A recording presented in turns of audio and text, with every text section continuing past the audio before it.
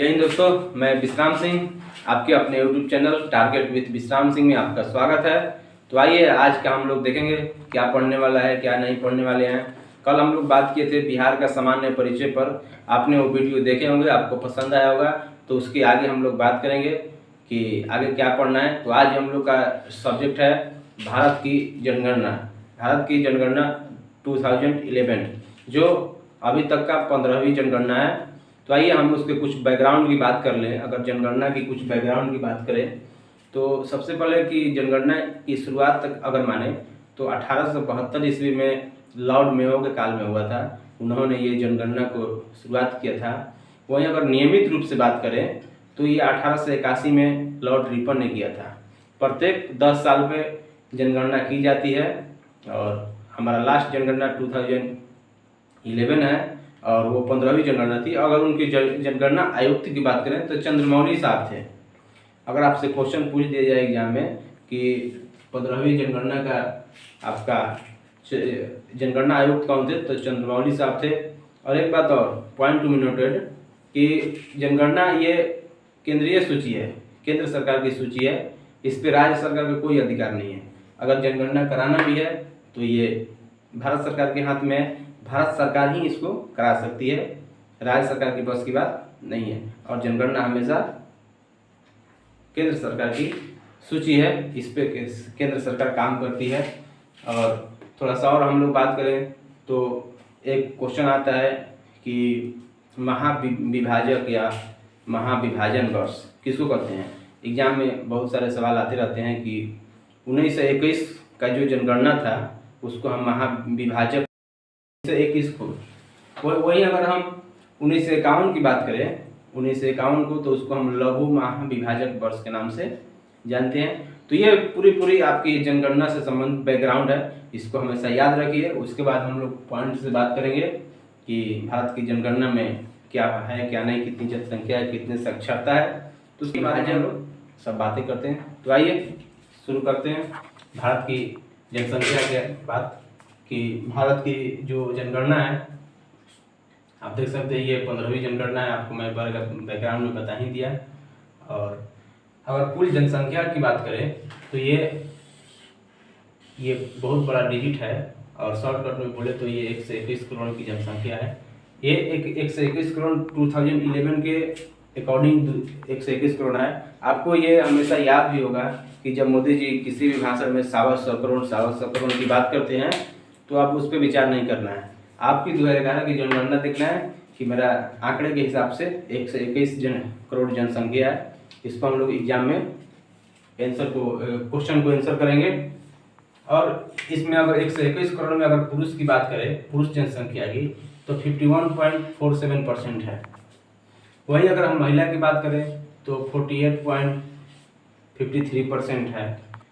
ये अगर हम जनगणना में पूरे जनसंख्या में अगर हम पूरे देश में बात करें कि कौन सा स्टेट प्रथम पर है तो यूपी की जनसंख्या सबसे ज़्यादा है।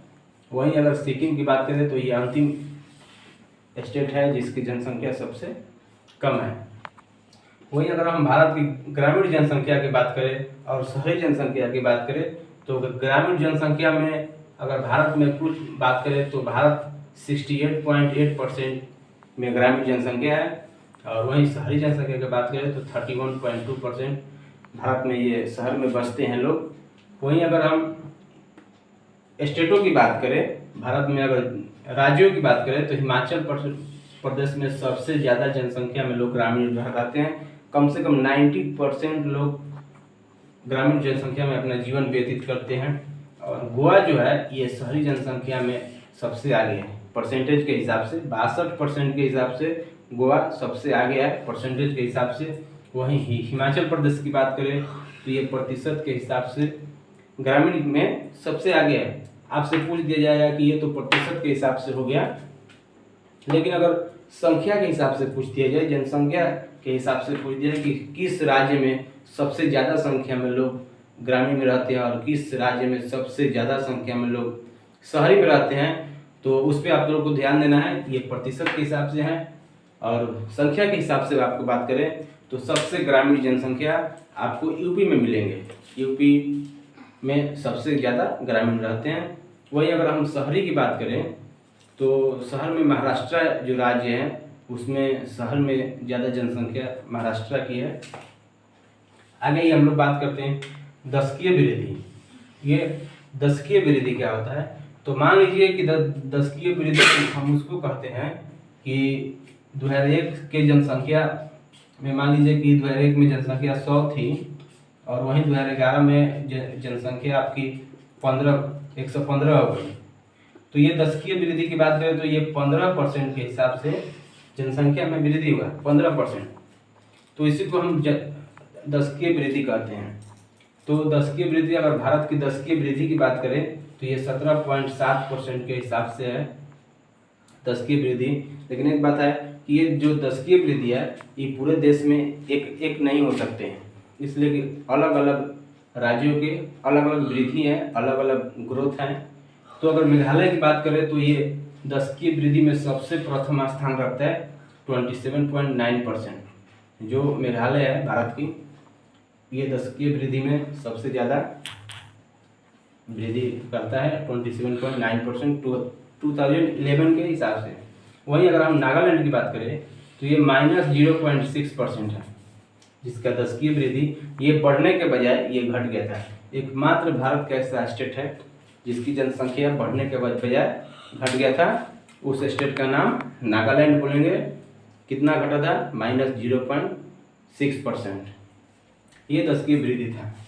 वहीं अगर हम लिंगानुपात की बात करें तो लिंगानुपात की अगर हम लोग बात करें तो भारत की लिंगानुपात 943 है, 943। अगर हम बात करें लिंगानुपात की तो प्रति हजार पुरुषों पर महिलाओं की जनसंख्या कितनी है उसको हम लोग लिंगानुपात के नाम से जानते हैं। वहीं अगर हम भारत की लिंगानुपात की बात करें तो ये 943 है, जो याद रखना है, ये हमेशा क्वेश्चन आते रहते हैं। और केरल की जो लिंगानुपात है भारत में सर्वाधिक है, 1000 पुरुषों पर 1084 महिलाएं हैं।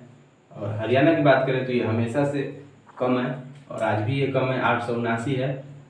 1000 पुरुषों को 879 महिलाएं हैं, जो ये आपको पॉइंट से याद रखना है। वही हम शिशु लिंगानुपात की बात करें तो शिशु लिंगानुपात का मतलब होता है 0 से 6 वर्ष के बीच में जो बालक बालिकाएं हैं उनकी रेशियो देखना होता है कि 0 से 6 वर्ष के बीच में कितने बालक पे कितने बालिकाएं हैं, कितने बालिकाएं पे कितने बालक हैं, उनको हम लोग शिशु लिंगानुपात के नाम से जानते हैं। तो वही भारत की अगर शिशु लिंगानुपात की बात करें तो 918 है, जो आने वाले भविष्य आपका बता रहा है कि आगे लिंगानुपात भारत का नहीं बढ़ सकता, इसलिए कि जब शिशु लिंगानुपात 918 है तो 943 से ज़्यादा कैसे हो सकता है। वहीं अगर हम शिशु लिंगानुपात की बात करें तो सबसे ज़्यादा शिशु लिंगानुपात अरुणाचल प्रदेश की है, जो 972 है। 1000 बालकों पर 972 बालिकाएं हैं, जो अरुणाचल प्रदेश का भारत में सबसे ज़्यादा है। और वहीं सबसे कम की बात करें तो 834 है, मतलब कि 1000 बालक पर 834 बालिकाएं की गिनती है। तो हमेशा लिंगानुपात में हरियाणा सबसे कम और केरल लिंगानुपात में आगे है। वहीं अगर अरुणाचल प्रदेश की बात करें तो शिशु लिंगानुपात में अरुणाचल प्रदेश सबसे आगे है। ये 2 पॉइंट आप लोग याद रखिएगा। और जनघनत्व की अगर बात करें, प्रति वर्ग किलोमीटर में कितने व्यक्ति रहते हैं उसी को हम लोग जनघनत्व कहते हैं। मतलब कि ये प्रति स्क्वायर किलोमीटर है, इसमें कितने व्यक्ति आ जाते हैं, इसको हम लोग जनघनत्व के नाम से जानते हैं। अगर पूरे भारत की बात करें तो 382 व्यक्ति प्रति किलोमीटर के हिसाब से रहते हैं पूरे भारत में, 382, जो कि ये 2011 की जनसंख्या के हिसाब से है। वहीं अगर 2001 की हम लोग बात कर लें यहीं पर तो ये पहले 325 था, जो आगे बढ़कर 2011 में 282 व्यक्ति प्रति वर्ग किलोमीटर के हिसाब से रहते हैं।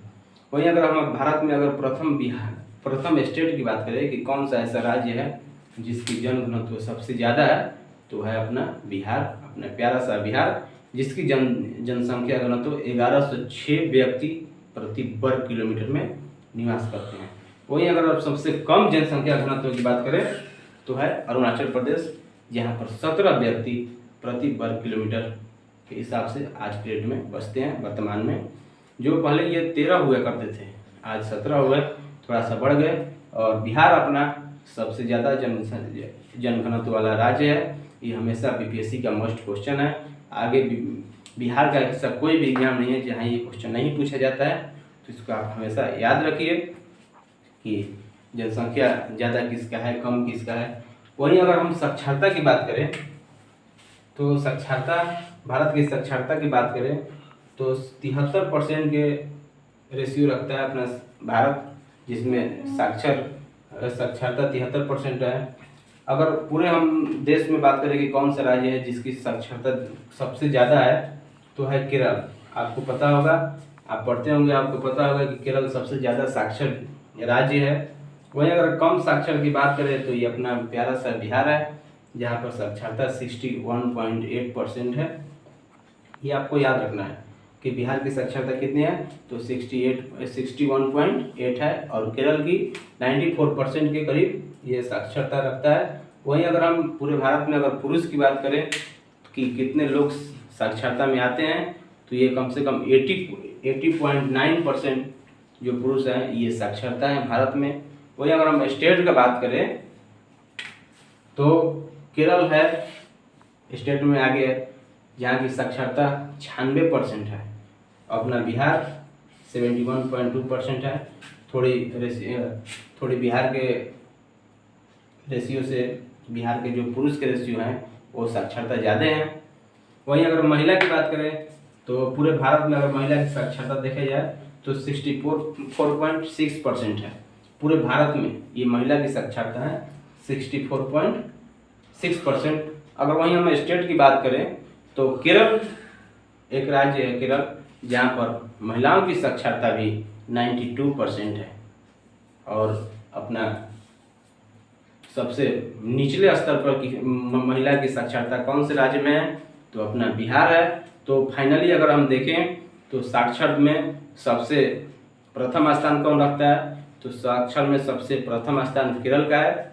और सबसे निचले पायदान पर कौन है, तो अपना बिहार है। ये आज का आपका भारत की जनगणना है, ये आपको याद रखना है कि भारत की जनगणना ये कैसी है। और एक क्वेश्चन भी आया था, आपको बता दें कि जो दशकीय वृद्धि थी 17.7 भारत की, जो हम आपको बताएं अभी कि दशकीय वृद्धि क्या होता है, नहीं होता है। तो सवाल आया था 60 से 62 बीपीएससी में, ये पीटी में क्वेश्चन आया था कि भारत की दशकीय वृद्धि क्या है। तो सवाल आपको यहाँ पर है, आप इसको ध्यान से दीजिए कि ये पूरे आंकड़े हैं, आपको याद रखना है। इसलिए कि आपको ऐसे लिखा हुआ तो बहुत से किताब में मिल सकते हैं, ऐसा नहीं है किताब में नहीं मिलेंगे, आपको सभी मिलेंगे।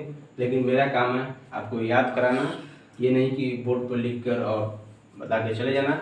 आप याद कीजिए, और जो बैकग्राउंड मैं बताया उसको भी आपको याद रखना है। और कल मिलेंगे, तब तक के लिए कल मिलेंगे बिहार की जनगणना में, उसको भी देख लेंगे। और एक बात है, अगर आपसे पूछ दिया जाए, कभी कभी सवाल आते हैं कि जो टोटल जनसंख्या हैं, भारत की जो टोटल जनसंख्या है वो विश्व का कितना परसेंट है, तो 17.5% अपना जनसंख्या भारत की है, जो पूरे विश्व की है।